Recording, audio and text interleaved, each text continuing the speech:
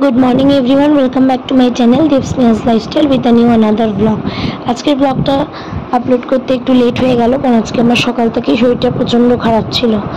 তো যাই হোক, আমি মায়ের সাথে সাথে হাতে কাজ লাগিয়ে দিচ্ছি সকালের ব্রেকফাস্ট রেডি করতে। আজকে মা ব্রেকফাস্ট স্পেশাল আমাদের জন্য পনির রোল বানাবে, তার জন্যই মাকে আমি একটু ময়দা মেখে দিয়ে হেল্প করে দিলাম।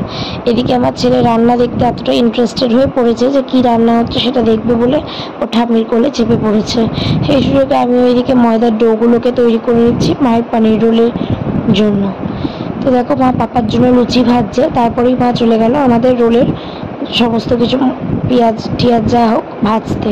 ভেজতে যে এই যে রোল আমার রেডি করে আমাদের হাতে দিয়ে দিয়েছে, প্রচণ্ডই ভালো টেস্ট হয়েছিল, হোটেলের থেকেও বেশি ভালো হয়েছিল। তারপরে আমি এদিকে রেডি হয়ে পড়েছি। রেডি হয়ে আমাকে বেরোতে হবে, আজকে একটু একজনের বাড়িতে নিমন্ত্রণ আছে। নিমন্ত্রণ বলতে আমাদের কমপ্লেক্সের চন্দনদা, তার মায়ের বাৎসরিক কাজ, সেখানেই আমরা গেছিলাম। চন্দনদা হচ্ছে আমাদের নেইবার।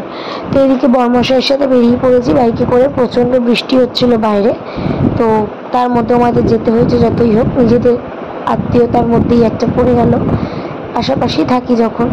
তো দেখো, এখানে ওদের কাজ হচ্ছে, আর এই যে যিনি কাজ করছেন তিনি হচ্ছেন চন্দনদা।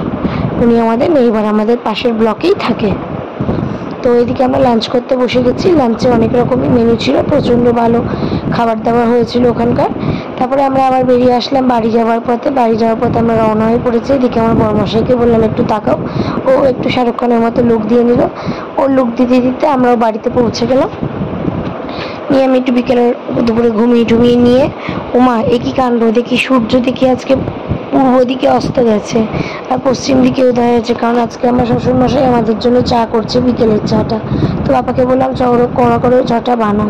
চাটা খেয়ে শ্বশুরমশাইয়ের হাতে আমি বসে পড়লাম ছেলেকে খাওয়াতে, কারণ আজকেও ভাত খাইনি, তাই ওকে একটুখানি খাইয়ে দিচ্ছি।